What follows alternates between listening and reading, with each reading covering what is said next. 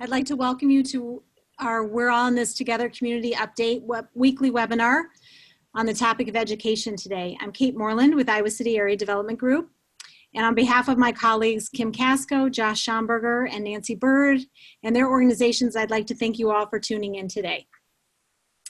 Today's speakers will include myself as the host, Rod Lehnertz from the University of Iowa as the Senior Vice President of Finance and Operations, President Lori Sundberg with Kirkwood Community College, Janet Godwin, the Chief Operating Officer for ACT, Matt Degner, our newly named Interim Superintendent for the Iowa City Schools, Tim Kuehl, Superintendent of Clear Creek Amana, Glenn Plummer, Regina's High School Principal, and Michal Eynon-Lynch, co-founder of Pear.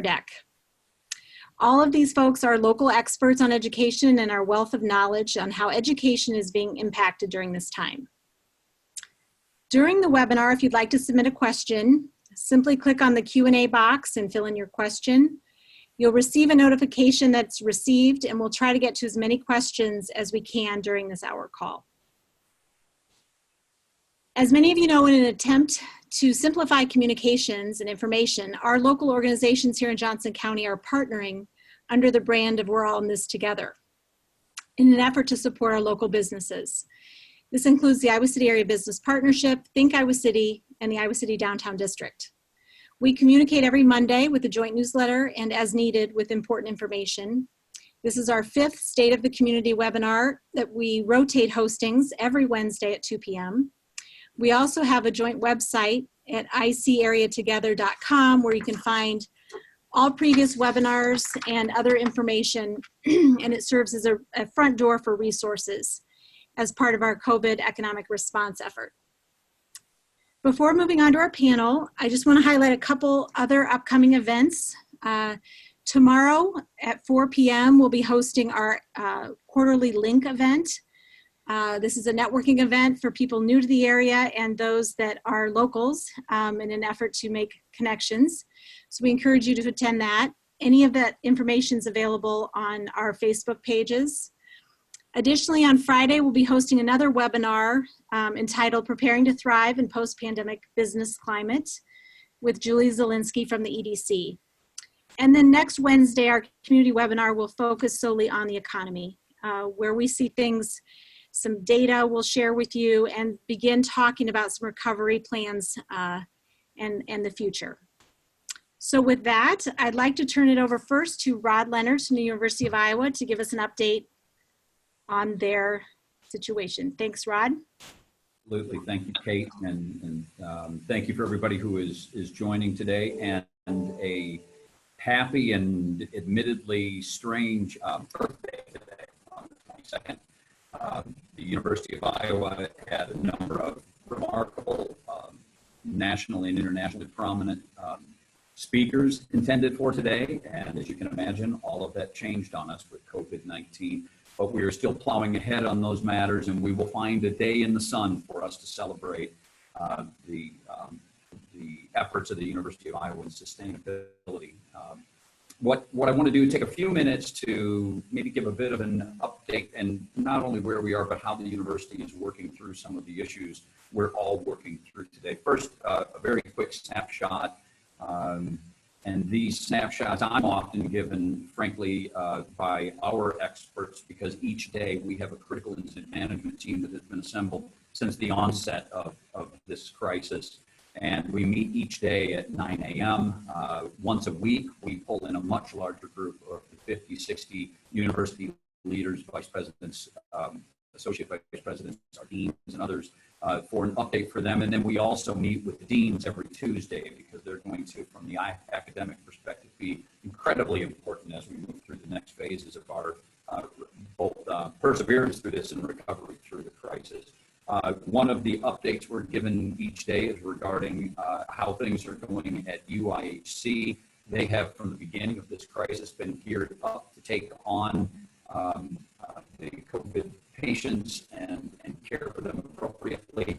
And to date, as we've seen in the news, Iowa, and it's the case here in Johnson County as well, our curve is lower than a lot of the news-making places you see throughout the nation. And because of that, the curve is also longer. But Currently, we have, and I don't know if I say only, but we have 33 patients being cared for,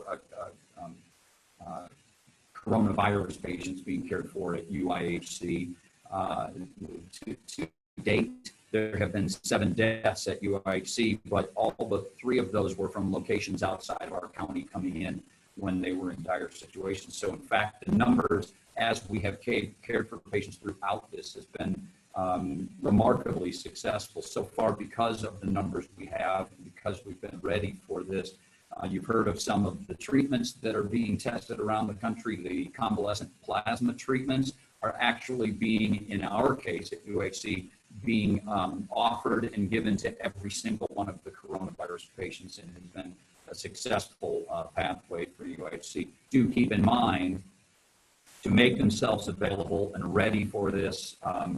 UHC, as many know, have stopped or discontinued most all of their elective surgeries and procedures that are going on. That is an enormous hit to UIHC, and it is as successful as we are being in taking care of COVID. There are certainly going to be big impacts with respect to our recovery from the impacts related to this, primarily because of what we discontinued during the process.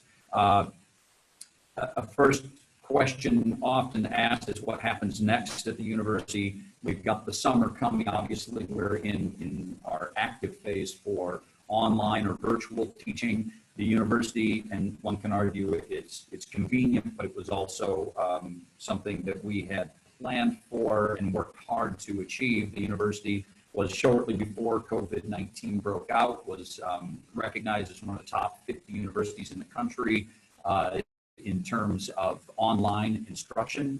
And because of that, we hit the ground running and have had a successful start with the virtual teaching this spring. The summer, because of the length of time for planning and for registration of courses, we will start the summer sessions also online. There is some flexibility toward the end of the summer. We have multiple sessions, and some of them start toward the end of June. And we're still assessing where we are, but we're fully ready to be online for those. The big question becomes the fall, and everybody wants to know about the fall at the University of Iowa for teaching and bringing students back on campus, but also for elements or issues like football. No doubt there's nobody on this call that cares more about whether or not we have a football season than the University of Iowa and our athletic department. It is very important to the economics of the entire athletic department and our more than 20 sports that host 650 student athletes on our campus. We will not be the ones who ultimately decide the fate of that. There's a lot yet to be known about COVID, the impacts from both the state, the nation, the Big Ten, the NCAA. All of those are factors that will control a bit of our fate as we move forward. But I can tell you, our president and we are making very clear we absolutely intend to have the students back on campus in the fall for a full fall semester together, and to have a football season in the fall as well.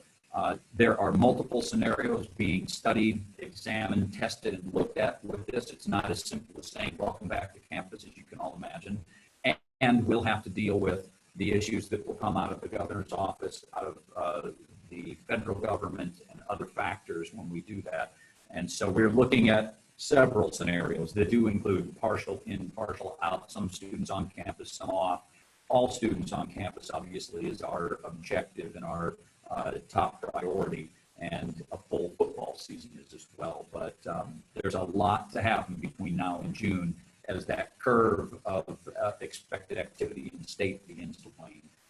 We'll just have to keep everyone in tune as to where we are in that process, and we are also keeping, as you can imagine, our deans and others very aware so they can begin to strategize in each of their colleges, not only for how we teach, how we do research, how we bring people back, but how we deal with the revenue losses and the costs to date. There are hard hits to the university.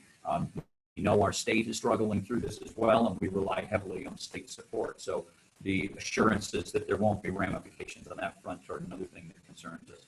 As you can imagine, we remain concerned and watching very carefully the admissions process and whether students will return to higher education to our university. So far, our admissions team has been working hard, reaching out, and are getting, I guess, what we would call prognostications that look good so far. They're in track with previous years, a little below, but that's not unusual. And if things stay on track, we'll be, I would argue, in a relative sense, very happy with the results in bringing back a class that would be considered acceptable and large as an entering freshman class. Some of the things that I mentioned in the last time that we had given an update some time ago, we've made the decision, for instance, to continue construction projects on campus. Those are allowed. The site safety are the responsibility of the contractors. We have higher stipulations for safety occurring there, separation occurring on each of those projects, but we know it's good for the local economy, and it's also good for us. We have an empty campus, and no better time for those projects that are under construction to continue. One of note that, if we were in full, typical spring condition on our campus without COVID, everybody would be calling me complaining about the interruption of traffic on Burlington Street. You probably haven't even noticed that Burlington Street is closed. And one of the things you can now see as you near that is our Stanley Museum of Art has now gone up into the air. The structure is being erected as we speak. And so it's good, positive progress. And on that front, our University of Iowa Center for Advancement continues to work hard in a very unusual situation in reaching out to those donors and supporters of the university. Just received a large gift of that project that brings us to within $300,000 of the target for gifting, a $25 million target for the museum project. And thanks to the generosity, even during these tough times, we are now within $300,000 of that target. So progress continues, and we're very proud of it. We are evaluating all of the projects that are about to bid, because as you can imagine, with the fiscal constraints that were on us and now will be especially be on us, we have to make sure that we're able to advance those, or do we shelve some and make sure that we're the dust settles and we know where we may be. All through all of this, we are in close contact with the governor's office, with our state representatives, making sure they understand both the challenges and the successes at University of Iowa hospitals and clinics.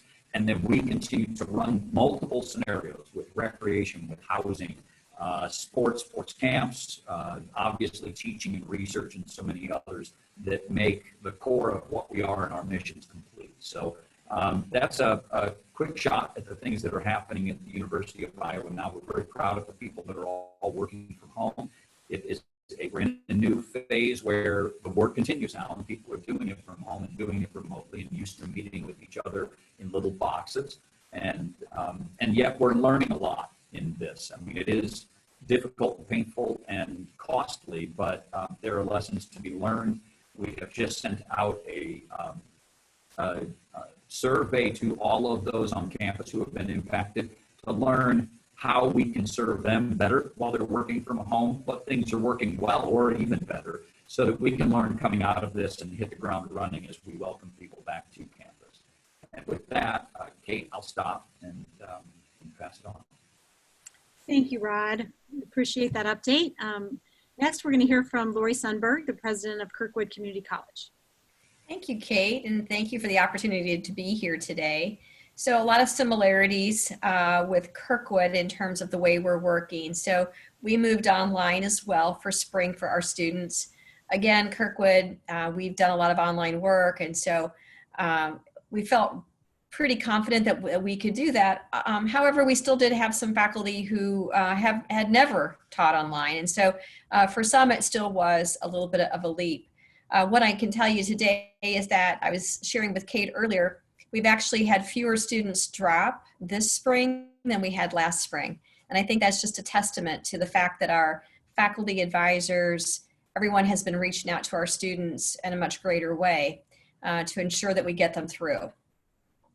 We will be online for summer, and much the same as university, we hope that by July 1, that we can actually begin moving back into holding labs and clinicals. For our career tech education, in particular nursing, dental hygiene, auto tech, all of those, there's a hands-on component, and you can only do so much with simulation. And we are using more simulation right now, but ultimately they have to have hands-on. And so we hope to be able to resume that July 1. In terms of construction projects, we're much the same. All of our projects are still going forward as well. And for fall, that's the magic question. So we could continue online. And however, you know, as I mentioned earlier, online isn't for everyone. It isn't for every student, and it isn't for every faculty member. And so, you know, we're looking also at things, you know, can we reduce class sizes and be able to social distance within classrooms so that we can have some face-to-face? Are there ways that we can reduce our career tech where they can actually have some labs and social distance? Those would have to be under 10. And so that has cost implications for us because we're going to be adding sections. And so we wouldn't want to do that across the board, but are there areas where that just makes sense? In terms of the financial impact to us, it has been minimal. And I feel almost guilty saying that, but in terms of we don't have dorms and we have not had students drop, and so we've not refunded tuition. We don't have meal plans. And so in that regard, we have some additional expenses. Of course, we have people working remotely, and some folks are not able to do their jobs from a distance, and we're still paying them. We have not done any layoffs. We're continuing to pay part-time people as well. Right now, we are targeted to come back on campus, all of the employees, May 4th, and I'm pretty confident that that won't happen. We are making those decisions in 2-week increments, and I am doing either twice a week or once a week videos to the greater campus community and kind of talking about decision making and talking about, you know, how we're thinking about things. And what I found, we started out doing, of course, the written email and that kind of thing. And what I found with the videos is that in this time of social isolation, people are responding better to the videos, and they're sending me more, you know, personal emails about keep those coming because we feel like we're connected. And so that's kind of been something that we just kind of tried, and it ended up working. And so what else can I tell you? We have a COVID fund for our students. We are going to receive CARES Act dollars in the amount of $6.4 million. 3.2 will go to students and 3.2 would go to the institution. We do expect to have financial losses going forward. We don't expect to escape this, that's for sure. But what we see ourselves, and we're already talking about recovery, is that Kirkwood sees itself as part of the solution for recovery. We see ourselves really being pretty bold in our communities to reach out and to provide training, upskilling, reskilling, anything that needs to happen to get people back to work, as well as, you know, our 18-year-olds to come to us to get the first 2 years done as well. So I think I can stop there. I'm happy to entertain questions. Much the same as Rod mentioned, we are meeting, the cabinet is meeting daily. We meet every day at 11. And I was telling Rod earlier before we started, you know, we start out the conversation that we want to be very methodical, and we don't want to overreact and we don't want to underreact. And at the end of every meeting, you know, I say, what are we not thinking of? Because we've never faced this before, and you tend to find yourself getting kind of tunnel vision. And so I really want to say, okay, so what are we not thinking about? And how can we think about the future in a new way? And how is this going to change things for us permanently? Because there will be some permanent changes, and you know, how can we move through that? But we really see Kirkwood as really being a lot of the solution to help getting the workforce back going again. So we plan to do a variety of things coming up. Thank you. Great, thank you so much, Lori. Appreciate that. Now we're going to turn it over to Janet Godwin to give us an update from ACT. Great, thank you, Kate. Thanks for organizing this webinar this afternoon. So listening to Rod and Lori, many similarities. The clarity that this pandemic is bringing disruptive change to many industries. Education and the assessment industry are no different from that. And some of the environmental contexts that we're seeing emerge that will have an impact on how ACT responds is this, we've all seen it, this aggressive move to online learning, home learning, and assessment.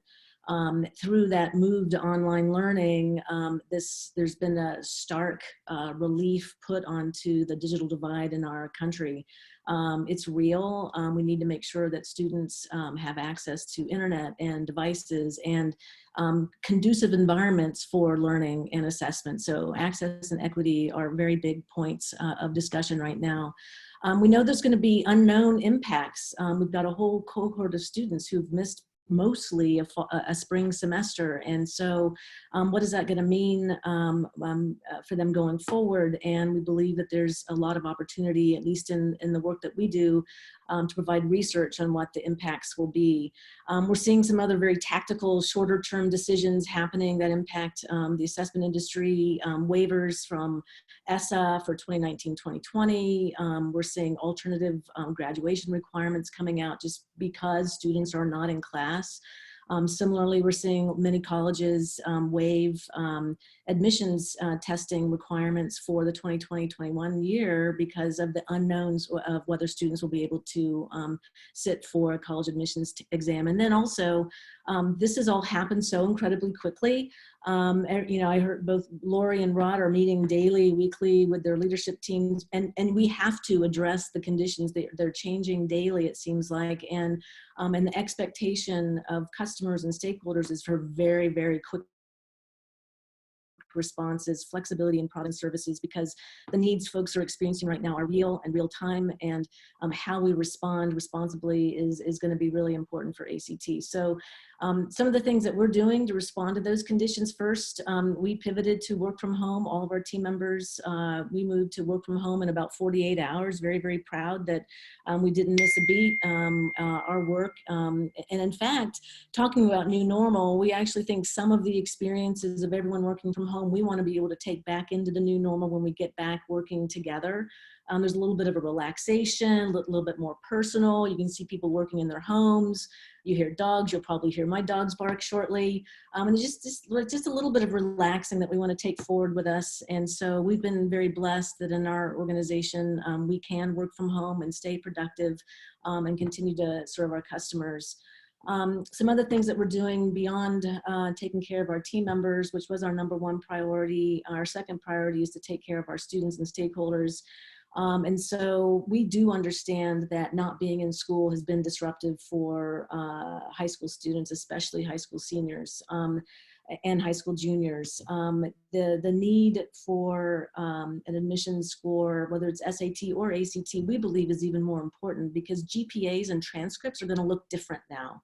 And this additional score in an admissions folder, we think, is going to continue to be, and maybe even more now, be an important component of admissions and placement and merit-based decisions on campuses. And because of the need for those scores, ACT's strategy is to work to offer as many testing experiences as possible. We are right now still planning to offer a June test date as well as a July test date. Of course, we're monitoring conditions very, very closely, following state level guidance and closures. We literally are polling every state. We're talking to individual test centers, understanding what things are like on the ground. We've developed social distancing practices for test centers that will be going forward in June. We are hopeful that we will have some parts in some states of the country that are able to test. We fully recognize that we will not have full capacity for June and potentially July, but we are working to provide as many safe and responsible testing opportunities as we can, recognizing that these scores are important for students and for colleges so that we can move forward in helping folks meet their educational and institutional goals. Some other things that we're doing beyond, continuing to provide safe and sound and good testing environments in a physical location, we've done a lot of work as ACT's been planning to release an online testing experience this fall. We have been doing prototypes and testing of a remote proctoring kind of at-home solution. So interestingly, within a couple of weeks, as conditions changed, we pulled that up to the priority 1 in our backlog of work, and we've been working really hard on a remote proctoring solution. And we announced last week publicly that we'll be looking to offer that in the late fall timeframe. And so we did a lot of advocacy with higher ed, other groups like NCAA, National Merit. The biggest issue for us was to make sure that scores delivered, scores obtained through a remote proctored experience would be considered real and valid from an admission standpoint. And we were very, very pleased to learn from our higher ed partners that they understand, they'll accept the score, we'll need to notify, that'll be noted as a remote proctored experience. But there's a sense that we're in different days and different times, and we're seeing, you know, very this drumbeat of kind of a relaxation of some of these tried and true requirements, that we're in a new normal. And so some of the things that we felt were super, super important 6 weeks ago may not be as important going forward, just given the conditions that we're all trying to work our way through. So we've done a lot of research, we've done a lot of studies. We're very, very confident in our online testing and comparability with paper testing.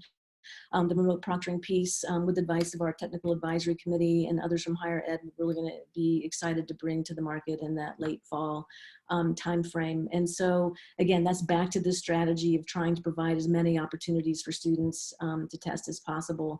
And then finally, I think maybe the thing I'll land with is, you know, we believe we're in a position where there's a lot of questions, there's a lot of need for research based on the impacts of COVID-19. And so we're working on advocating for certain things and partnering in interesting ways. And so people often think, you know, College Board and ACT, you know, the SAT, ACT, that we're dire, you know, competitors. And while we may compete, we also have very, very similar missions, and that's around education, career planning, career opportunities, college readiness. And so we joined together on many initiatives, and we've joined together, and we're looking to include other not-for-profits to advocate for things like, how do we improve access and equity? How can we improve online learning? How can we provide professional development? Laura, you mentioned some teachers needed to get up to speed on how to do online teaching, and it's a factor that needs to be considered as we look to go into online learning. We're looking at how to advocate around 21st century skills, and how do you teach collaboration? How do you teach problem solving if you're in a new mode of learning? And then finally, advocacy around workforce development. The staggering level of unemployment that we're facing right now is a giant national concern. And we believe there's things that we can do advocating together to help provide opportunities to upskill, reskill, and help our workers get back into good paying jobs. So that's actually one of the most gratifying pieces of my work right now, helping our team members feel safe and confident as they navigate through this, helping our customers feel confident that ACT is a strong partner, helping them solve the issues that they're working with, but then also this level of advocacy. It's bringing people together in ways that I think is very, very profoundly good. And I'm sorry for being so simplistic in how I describe that, but it's just, it's profoundly good to see what traditional competitors come together and work together for our nation. And so those are some of the things that we're focusing on. It literally is a day-by-day set of addressing issues as they come up. And I'm just very grateful to work for an organization like ACT that focuses so much on our team members and customers, and feel very, very grateful to be able to do the work that we do. So thanks, Kate, for the opportunity to share some of that. Thank you, Janet, and thanks for your leadership. Next, we're going to turn it over to Matt Degner, who yesterday was just named the interim superintendent for the Iowa City Schools. So congratulations to you, Matt. Thank you, Kate, and thanks for pulling this together today. Welcome everybody listening in or who listens later. Try to provide some updates here for the district, and happy to be with you all today. You know, the governor's announcement on Friday obviously set a course for us here for the rest of what the school year would look like or wouldn't look like. And I think the first thing I'd say is our heart hurts for our kids and our staff members that don't get some of those traditional end of the year opportunities, or that face-to-face goodbye or interaction they're used to on a consistent basis.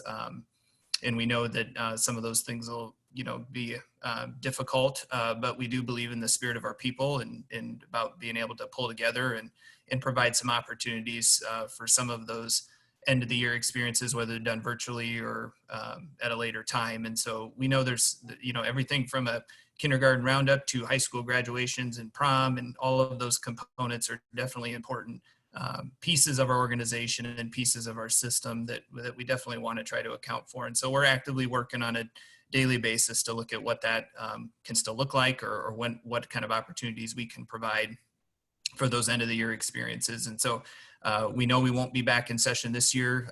As Rod talked about the University of Iowa, of course, we're starting to talk about the fall right away, and figuring out what we know and what we don't know and what we can plan for currently, and keep adjusting, as those puzzle pieces change for us. But I think as we've approached a lot of these pieces, some big assumptions we've tried to operate from, or maybe some beliefs we've tried to operate from, or that we don't want to do any further harm. We know no one asked to be in this environment, and nobody asked for this situation, and we don't want to create anything that further makes their situation difficult, or further creates a divide. That we know this situation's already doing that to us, and so that anything we do, we want to have flexibility and a lot of empathy and equity around our responses as much as possible. And so I think one big topic for us is obviously the learning component, and how we've tried to continue learning. You've heard the State Department of Education talk about continuous learning plans and the different options for those, and districts can choose to do nothing and make up the time. They can do voluntary educational services, or they can do required or mandatory educational services, and they can be flexible in their response and how they approach that in their local district. And so for us, we went right to the voluntary approach right away. We knew our kids would need some resources, some support, and deserve learning, during this time away from school. And so we had been K-12 or PK-12 doing voluntary learning services since that initial closure following the week of spring break. This week, we announced plans to transition to that required environment for our high school students in those credit-bearing courses. While there's some flexibility given around senior graduation requirements, we know there's still value in learning those components. And I would say along with that, while there's value in that, we also wanted to, again, respect and try to honor each family's situation about what they're able to do. We know there's a huge continuum of families we're trying to serve, some that are really ready for more and hungry for more, and wanting that, wanting more pieces from us as a system, and then others that are just struggling right now, and that we're overwhelming with information. And so we're trying to account for all those needs and give a lot of choice into what that experience looks like. So for those mandatory pieces at the high school level, there's a lot of flexibility around students being able to choose courses they'd want to continue, courses they want to continue with a grade, courses they want to continue to pass the class to earn credit. They could choose to withdraw from some courses. But we really want to make sure that, again, we don't further discourage them from any kind of acquisition of credits or progress towards graduation. So there's a lot of information put out to our secondary families this week around what that plan looks like. They received a survey yesterday to complete to state their intentions here for beginning on April 27th through the end of the year about which courses they're going to continue in and how they're going to continue in those courses. Junior high, as an element of that, or we're trying to mirror those expectations for the high school courses along with the junior high courses to have some consistency there in how those classes are delivered in an online format, while still allowing for some teacher creativity around those depending on the course. We know that could look a little bit different and should look some different. And then our elementary group in that voluntary environment is really centered around 5 big goals, and the newest edition of those goals will be to look at, some kind of more take-home paper type materials. And so we're excited about that. And really the kind of the underlying piece that we want to continue to encourage our educators to do is that connection with the families. And so we really think on those 3 levels. That's why I think, some excitement for us is generating a plan that can work and can be flexible and responsive to each family's needs. And so there's, like I said, those 5 big goals we're working through at the elementary and trying to provide support and resource at the same time, not overwhelming families, but giving them what they need junior high wise and high school wise, continuing those classes and those courses for students that are ready to do that and deserve the opportunity to earn the credit and progress towards graduation. And Failure is not going to be an option for us. We've talked about that with our community and with our board continually, that we're not going to fail kids. No one deserves to fail in this circumstance. May we have to do some addressing of the learning gap, that's created here? Of course we're going to have to. Our value as educators is being in the classroom and having that human connection with them on a daily basis. So to assume they're going to learn the same thing they would have learned coming into our schools every day, I think is a false pretense. And so we know there's going to be some gaps, and we'll be positioned and ready to meet them where they are when they do come back to us, and trying to work through that and to best serve them in the best way we know how. I think beyond the learning piece, a couple important points for us to note in the district would be that we've paid all of our employees throughout this process as well. We've committed to doing that, even continuing those contracts with our bus service company, Iowa Central, so that those employees continue to receive payment. The board passed a resolution to that effect to ensure that. And so no employee of the district is going to be financially impacted in that way. So we're proud of that, and they deserve that during this pandemic and crisis time. Meals wise, we've continued to serve meals at multiple locations throughout the district. Last week we served over 20,000 meals. And this week we anticipate that number to be even higher. And so we're trying to get food to families on a daily basis, and that food is for anybody to access. It's not just for families that would usually qualify for free and reduced lunch price status. That's really anybody can come and pick up lunch for their students and for their families. So we've continued to promote that and provide that service to our families. Another big piece has been tech access. We know that coupled with the learning component, that many families struggle with either device or internet access at home. And so we've fulfilled close to 2,800 device requests out to families, and then also multiple requests for Wi-Fi access, and worked with MediaCom and local providers to provide internet to families that may not have had that service previously too. And so those requests continue to come in. We had a little bit of uptick again here this week with the move to required, and our director of technology and his team have done a great job on fulfilling those requests. I think we filled up yesterday. He reported out 98.5% of the device requests at this point as of 10 a.m. yesterday. So we feel like we have a good model to get those out when they are requested and to families.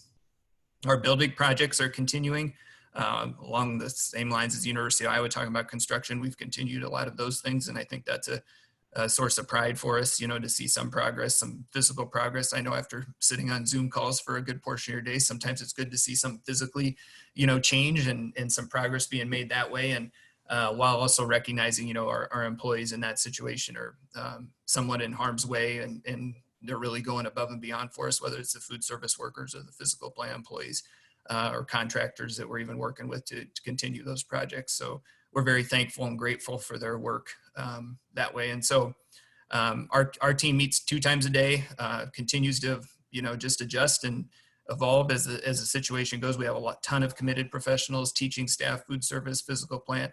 The list could go on and on about people that have went above and beyond in this situation to really come together as a team and just do whatever it takes to try to meet the needs of our kids and our families. And I think other than that, maybe ending where I started was, some of those end of the year pieces, I think is probably what you'll be seeing communication on from us next, that we kind of have our learning plan solidified.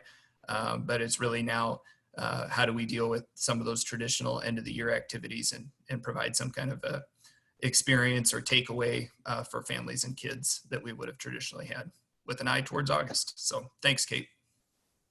Thank you, Matt. Appreciate that update. It is, we all say uncertainty is the only consistent thing here, right? We're all dealing. So all the planning and the work and the adjusting and flexibility is really appreciated. Next, we're going to hear from Tim Kuehl, who's the superintendent at Clear Creek Amana. Hey, thanks, Kate. I think you hit the nail on the head there. With the uncertainty has been the hardest part, and I want to thank people for their patience as we work through this, because sometimes I know we all want answers, and a lot of times the answer isn't clear, and even the rules and the circumstance we're working in haven't been clear along the way. So the patience has been appreciated. Like Matt talked about, our top priority is trying to make sure that we're supporting our students and their families. On the academic side, we've been voluntary since this closure began, and we'll stay with voluntary continuous education for all of our pre-K-12 kids. We have a little different schedule at the high school. We're on semesters, and so we were right about halfway through that second semester, and our students will receive credit based on where they were at the time of the closure. And then we've really tried to stress to students and families that the importance of participation in the ongoing learning at this point, because we're all going to get to come back eventually, and that's going to be important at that time. So while we know they're probably going to come back at even more varied places than a typical summer, we want to make sure we get kids the opportunity to be as ready as possible in that time. Along those lines, like Matt talked about, we've also made sure families have access to the technology needed to continue their learning. We are offering hotspots to families. I think we've given out about 60 of those to our families, as well as Chromebooks for families that may not have a device to utilize in their home. So those have kind of been checked. We also are making that whole emotional support piece for families and students is so important as well. We're making sure every student is getting a personal check-in from their teacher at least weekly. And then we have family liaisons and our guidance counselors that are working to provide additional supports in circumstances where that's warranted. We've been serving lunches as well every day, every 5 days a week. We've been serving about 800 plus lunches each day. And with that, there's also 800 breakfasts that go out at the same time for the next day. So that's been a very well-received program that we're happy we're able to offer to our families. Also working through the challenges of the end of the year. We, like graduation, we're looking at having some sort of a virtual ceremony on our scheduled date in May, and then looking at a rescheduled date of July 24th, where hopefully we're able to have a large group of people and give students some sort of a normal closing to that senior year. Otherwise, having those conversations about how do we get back and how does that maybe look different when we come back versus a typical year, and ensuring those transitions, maybe getting some opportunities for closure with their peers and teachers from this year and making that transition into next year. So that's kind of where we're at. Thanks, Kate. Thank you, Tim. Appreciate that update. Next, we have Glenn Plummer, who is the high school principal at Regina. Hi, Kate. Thanks for inviting Regina to be part of this.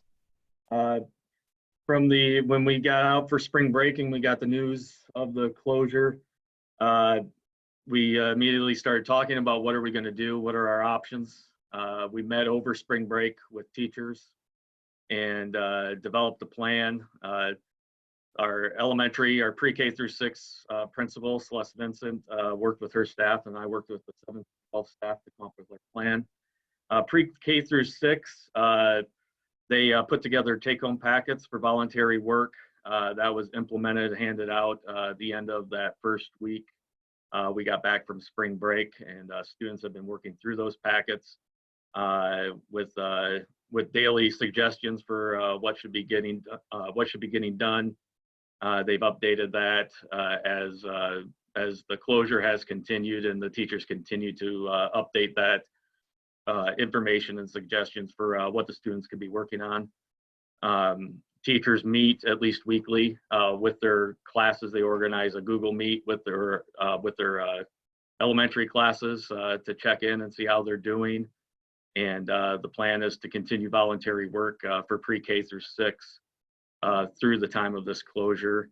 We're just starting preliminary discussions as far as what are we looking for to start next school year.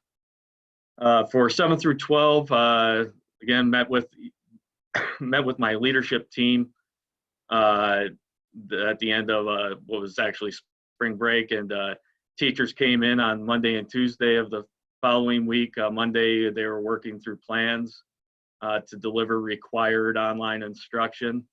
On Tuesday, students came in and picked up all of their stuff or their learning materials. And by Friday, all the teachers were starting to issue their assignments and work for students to do. This is our 4th year being one-to-one with Chromebooks. So our students are used to it. Our teachers are used to it. They've been going through professional development, getting them ready to do online instruction, to be able to do some flipped lessons every once in a while, and be able to reach students if they have extended illnesses and so on. So the transition, it went a lot smoother than I expected. It's a testament to the hard work and dedication of the teachers, understanding of our parents and our students, and the hard work of the students as well. We've continued required work. I meet with the teachers twice a week in the morning through a Google Meet. Just this past Sunday, I had a Google Meet with the seniors, had about 3/4 of them that joined in, and just checked in with them to see how they were. And obviously they were down because it was only a couple days after they got the news of not having a normal graduation, not having a normal awards assembly, baccalaureate, all those things. So I just wanted to touch base and see them for the biggest reason, but then also to get their ideas as far as how do you guys want to proceed with what's going on with these traditions and these normal things that are being taken away from you. And the large amount of them said that they do not want to do anything that is virtual or online. Let's try to keep pushing this back as long as possible so we can do an actual graduation and a real graduation. Let's figure out baccalaureate. They want to have a lock-in at the school if we're ever able to reopen and join together. So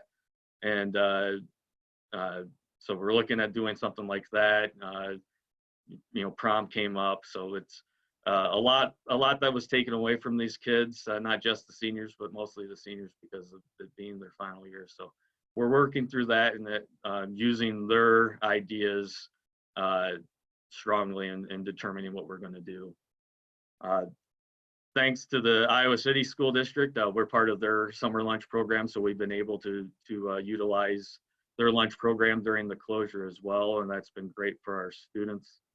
And yeah, we just continue to work through this new era of learning and see if it's something that we're going to be able to use moving forward. Great, thank you, Glenn. I appreciate that. I have a senior at home, so I understand the grief part of this too. There's a lot of loss to process with kids. So appreciate you bringing that up. And last, but certainly not least, is Michal Eynon-Lynch, who's the CEO of Pear, our local educational technology company that has, I think, been very busy. So we're going to hear a little update from her. Hi, yes, we have been busy. Thanks for having me on the panel. I'll start with a little overview of what Pear is. It might be less obvious than the rest of the companies on the panel. So at Pear, we help teachers. We're an educational startup, edtech startup here in Iowa City, and we help teachers deliver powerful learning moments for every student every day. And we do that by partnering with schools and districts to provide high impact active learning solutions that naturally support teacher efficacy. So we've always viewed technology as a way to help classroom communities be more connected and inclusive. And we're finding ourselves in this really unique case and situation where it can be leveraged to help alleviate some of the complications of school closures. And we know this is a really anxious time for everyone, and it's so important that kids still feel connected to their peers and teachers and have the opportunity to discuss those feelings together. So that's really where we see our work right now. As for our response, since we actually started responding in late February, we started getting outreach from schools in Asia and Europe that were already beginning to close. So with that information, we grounded our travel teams very quickly. We didn't want them still going to conferences at that time, and we moved to remote work very early in March.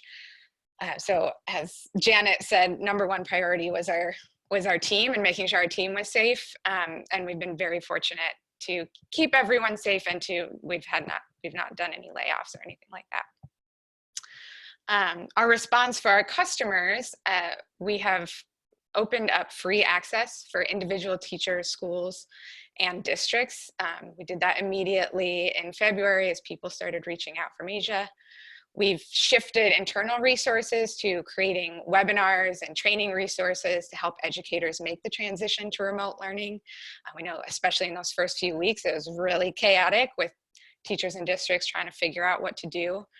So we also began working with other education leaders, professional development companies, and technology companies to create unique webinars and training opportunities for our teachers and districts. And then finally, we're focused on making Pear Deck easier and easier to use in this asynchronous environment, whereas obviously most of the time learning is happening in a live synchronous classroom. And now it's not only that it's remote, but it's also the learning is not all happening at the same time.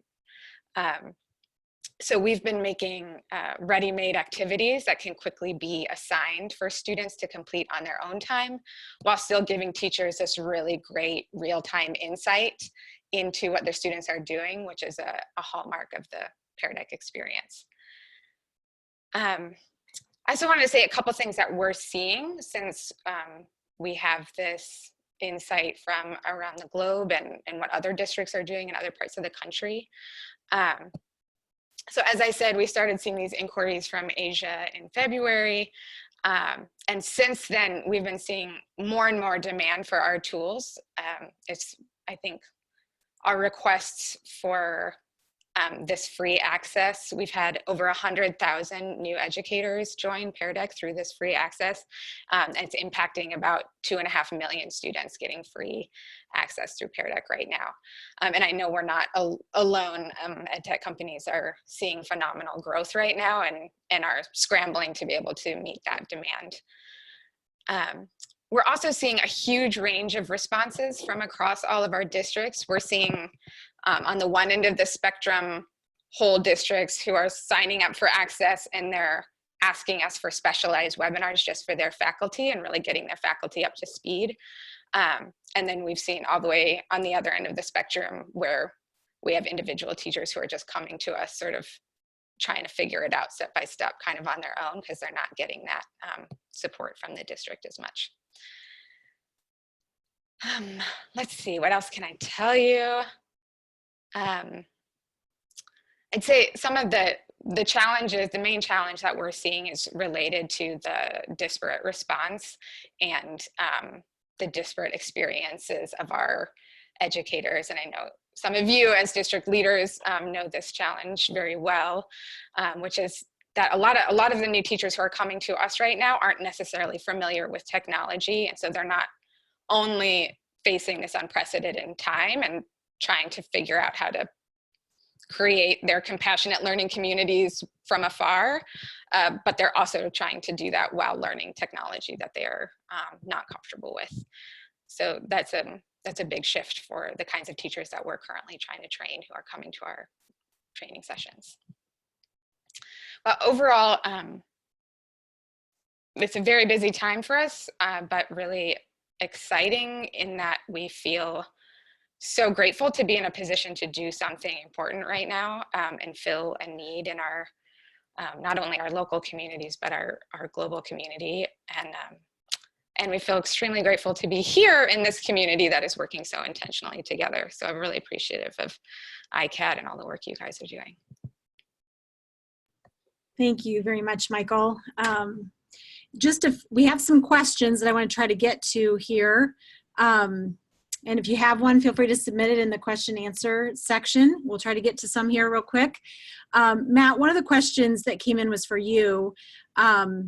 First, thanking you for your efforts to execute kind of emergency remote teaching and acknowledging that we don't know what the future holds for education.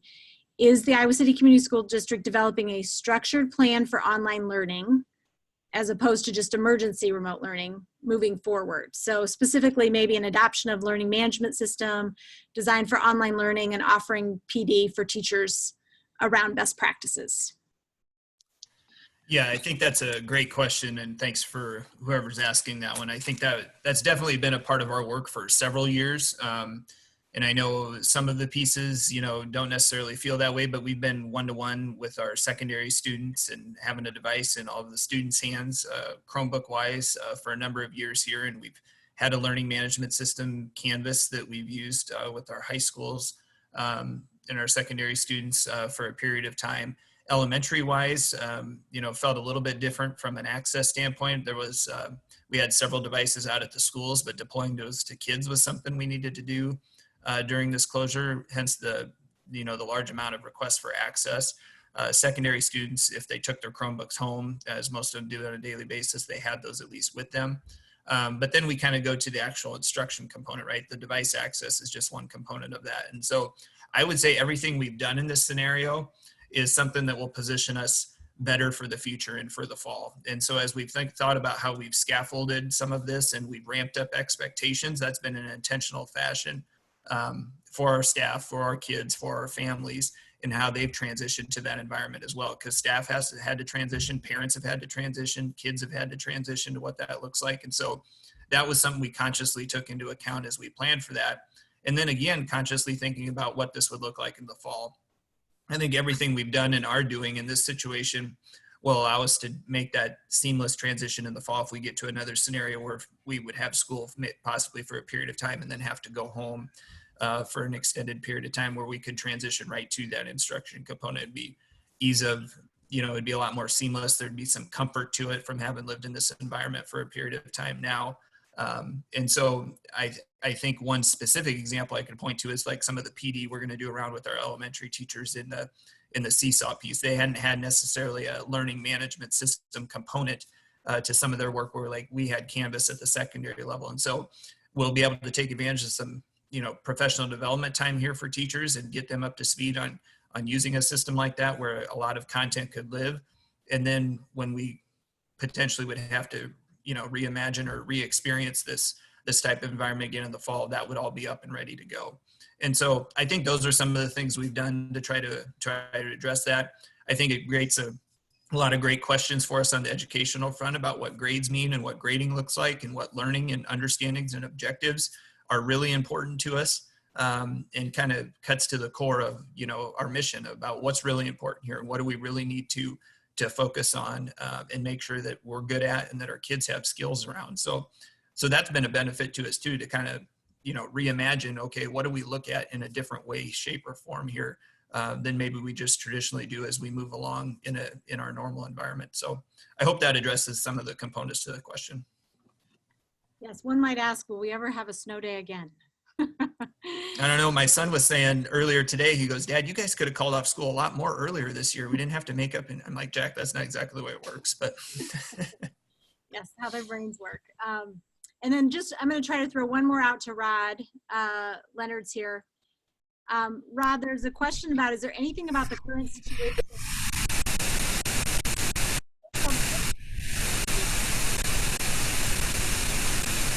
I don't know that I heard that. I'm having a little trouble hearing you. That's what I understand. Are you still having trouble hearing me? Yes. Yeah, I did. While everybody else was talking, I was doing the testing in Zoom, and it says it's fine, but maybe not. Try this. The question is there anything about the current situation that's helping inform strategies for dealing with the drop in 18 to 19-year-olds projected by the end of the decade? Okay, I'll try to answer it, and if you can hear me, you can hear me, or I'll repeat it. It's a good question, and it's a good question regardless of COVID-19.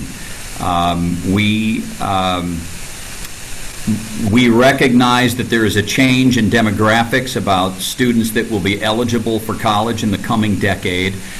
There was an author, Nathan Graw, who wrote a book on this. It's made the national circuit.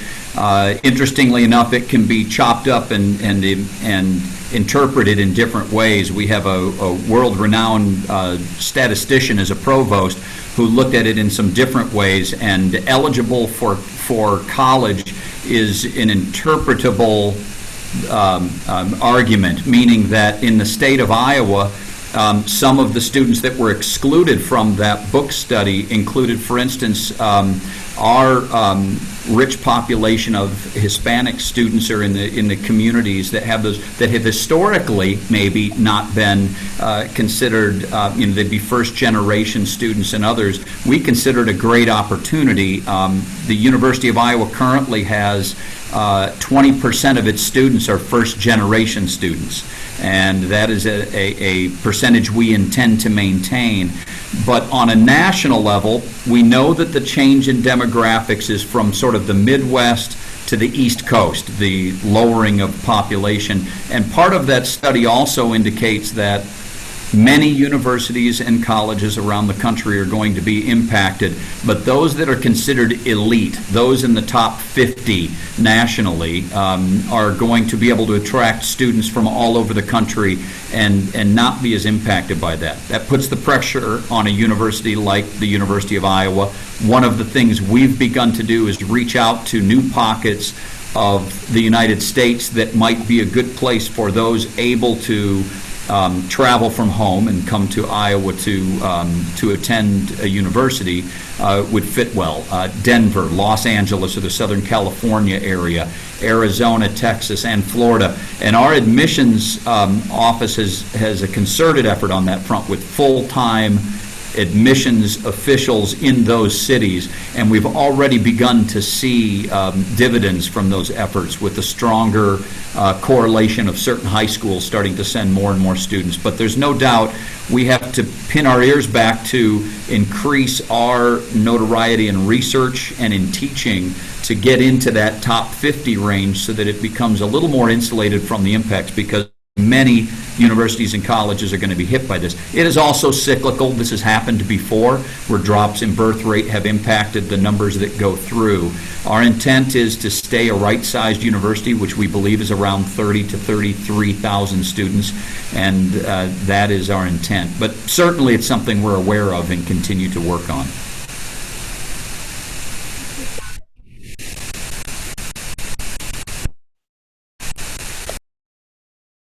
So in the interest of time, I think we'll close it out here. Certainly any of them, I'm sure, would be willing to take any questions if people want to reach out in the weeks to come. I just want to thank you for your leadership in education. I heard lots of examples of being flexible and collaboration and thinking creatively outside the box today. And we know that these are challenging times. You have a lot of stakeholders and a lot at stake when it comes to education. So thank you for your leadership, for modeling resiliency and being part of our community. So we appreciate having you today. Thank you, Thanks, Kate. Kate. Thanks, Kate. Appreciate it. Thank you. Thanks everyone for joining us. We'll be back next week at 2 p.m. To talk about the economy. Have a great week.